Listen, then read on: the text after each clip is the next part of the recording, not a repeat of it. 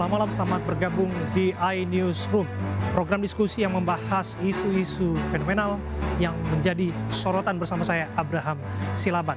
Mari langsung kita mulai iNewsroom dengan informasi bencana akibat hujan dengan intensitas tinggi. Sebuah tebing setinggi 100 meter di Kabupaten Nganjuk, Jawa Timur, longsor. Sebanyak 12 rumah tertimpa longsor, 2 orang tewas dan 16 dikabarkan hilang.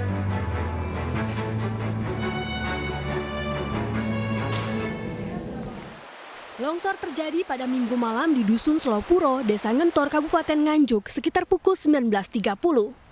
Longsor menerjang setelah hujan deras turun selama beberapa jam. 2 korban tewas telah dievakuasi ke musola terdekat. Sementara 19 korban luka dievakuasi ke Puskesmas Ngetos. Tim SAR gabungan mencari 16 korban yang masih dinyatakan hilang.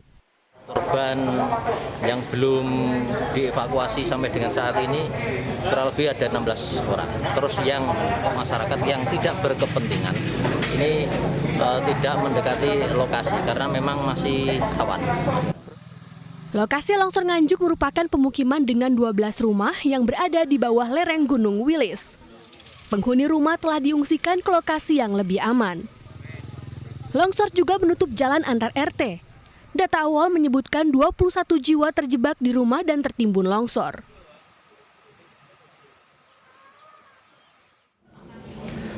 Pemirsa, selain longsor, banjir bandang juga menerjang 8 desa di Kabupaten Nganjuk. Puluhan warga yang berada di lokasi berbahaya langsung dievakuasi petugas. Setelah hujan deras selama beberapa jam, Sungai Kuncir di lereng Gunung Wilis, Kecamatan Ngetos, Kabupaten Nganjuk, Jawa Timur, meluap dan menyebabkan banjir bandang. Banjir menerjang ratusan rumah warga di 8 desa. Derasnya arus banjir sempat membuat warga panik. Petugas di Desa Sendang Bumen bergerak dengan cepat untuk mengevakuasi warga yang tinggal di dekat sungai untuk dibawa ke lokasi yang lebih aman.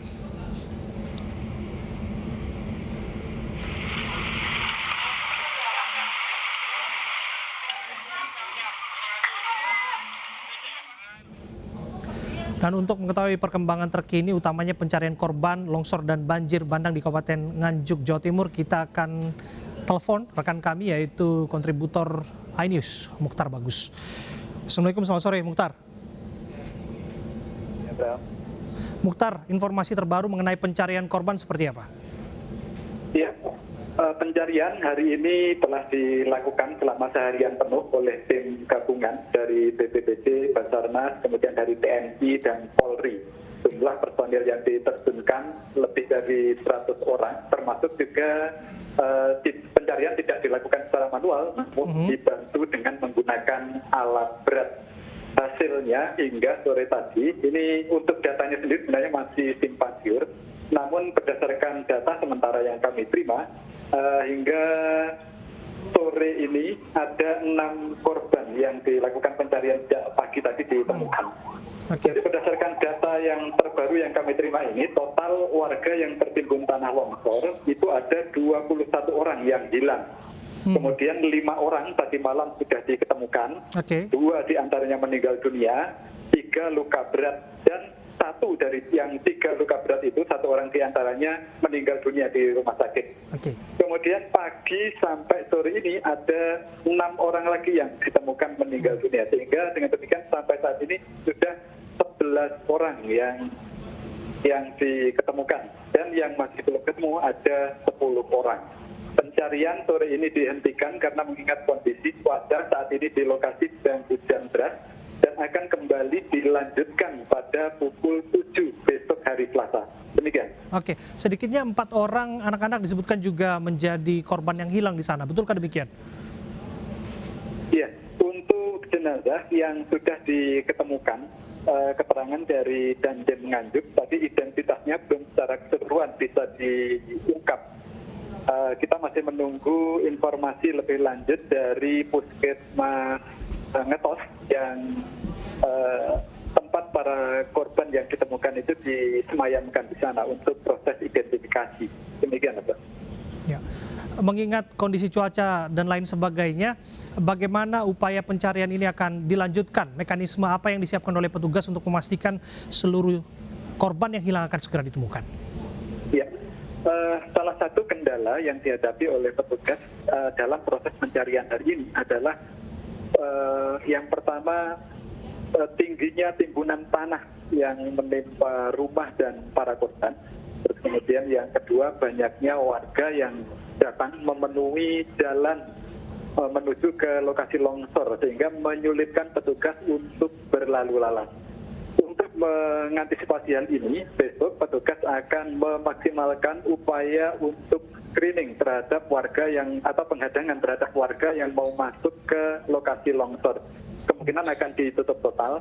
Terus kemudian yang kedua, petugas juga akan menggunakan anjing pelacak untuk membantu proses pencarian di lokasi supaya titik-titik yang digali bisa lebih mengarah kepada posisi korban berada. Demikian, Abra. Oke, untuk korban terdampak, seperti apa bantuan yang disalurkan kepada mereka? Ya, bantuan yang datang kepada para korban hari ini terus mengalir sejak pagi hingga sore ini. Bantuan baik dari masyarakat, kemudian dari lembaga pemerintah terus berdatangan, termasuk tadi juga dari Gubernur Jawa Timur sudah datang dan memberikan bantuan kepada para korban. Hari ini ada sekitar 120 orang pengungsi yang ditempatkan di gedung SD Negeri 3 Ngetos, dan seluruh kebutuhannya untuk memenuhi kebutuhan mereka saat ini petugas juga sudah mendirikan dapur umum. Demikian, Abel.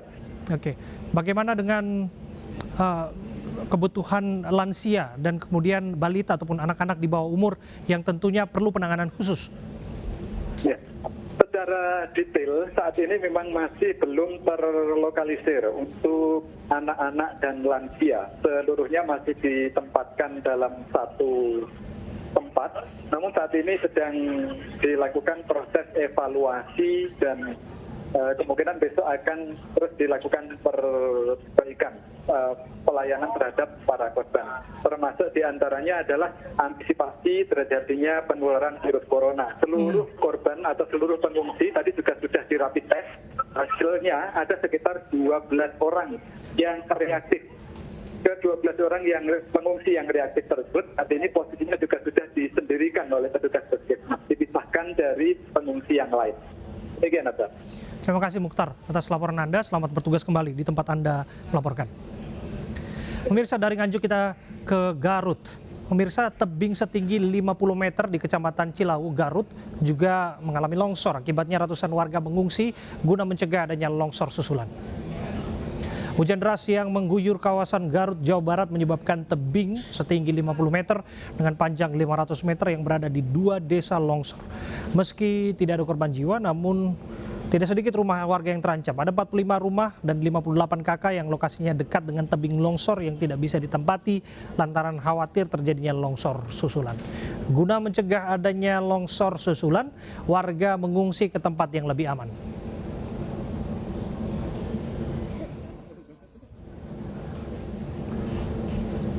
Kita beralih ke informasi sidang tuntutan Irjen Napoleon Bonaparte. Pemirsa, mantan Kepala Divisi Hubungan Internasional Mabes Polri ini, Irjen Napoleon Bonaparte dituntut jaksa penuntut umum 3 tahun penjara.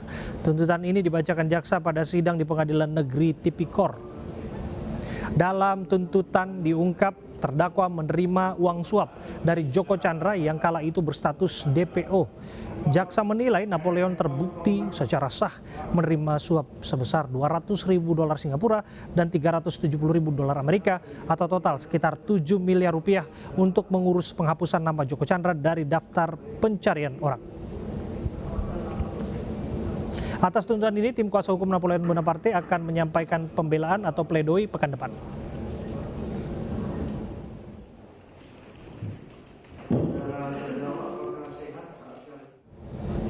Kita beralih ke informasi pembunuhan sakit hati digugat cerai seorang pria mengamuk di rumah keluarga istrinya. Akibatnya sang kakak ipar tewas sementara istri dan mertuanya terluka dan kondisinya kritis.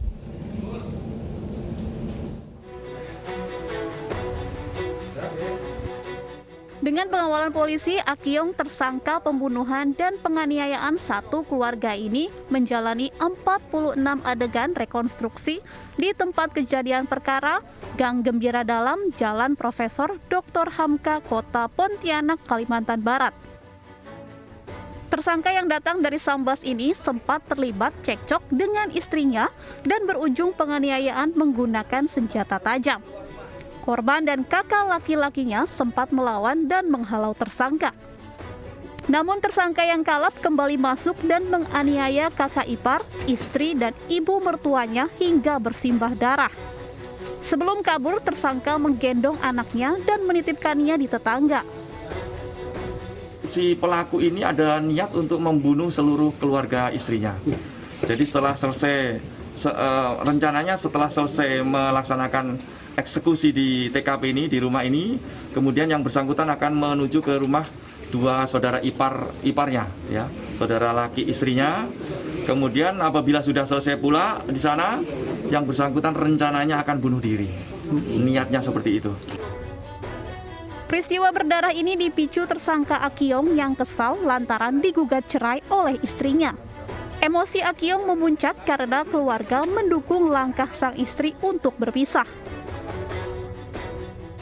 Akibat perbuatan sadisnya, kakak ipar bernama Gunawan tewas, sementara istri dan ibu mertuanya terluka parah dan kondisinya sempat kritis di rumah sakit, kini mulai membaik. Sementara Akiong kini mendekam di sel tahanan Polres Pontianak Kota dan dijerat pasal pembunuhan berencana dengan ancaman hukuman penjara seumur hidup.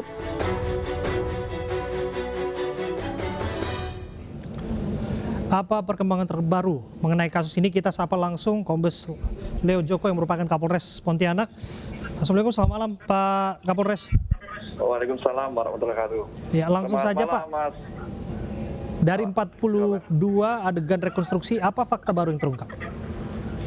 Dari 42 adegan rekonstruksi terungkap bahwa pelaku dengan membabi buta telah menghabisi korban yang meninggal dunia maupun yang masih dalam keadaan kritis saat ini. Ya, soal motifnya Pak, apakah disebutkan hanya semata-mata hanya cemburu buta? Motifnya bukan cemburu, tapi motifnya pelaku kesal dengan keluarga istri karena disuruh cerai oleh keluarganya. Karena motif ekonomi sehingga keluarga istri pelaku merasa bahwa ini karena masalah ekonomi, makanya oleh keluarga istri disuruh cerai, makanya dia sakit hati. Oke, artinya dari rekonstruksi tersebut sudah terlihat perencanaan upaya pembantaian yang dilakukan oleh tersangka terhadap korban-korbannya. Iya, memang sudah terlihat dengan adanya persiapan pelaku membawa tas ransel yang isinya satu parang dan satu pisau sudah dipersiapkan sebelum mendatangi rumah korban. Oke, apakah ada yang membantu yang bersangkutan sebetulnya Pak? Pihak lain yang bisa barangkali diungkap di balik ini semua, kasus pembantaian ini?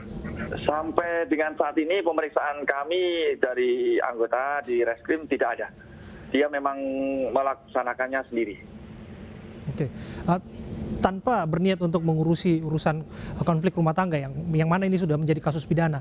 Apa sesungguhnya latar belakang kasus cerai ini Pak? Apakah betul kasus cemburu buta, orang ketiga dan lain sebagainya? Tadi saya sampaikan bahwa ini karena masalah ekonomi.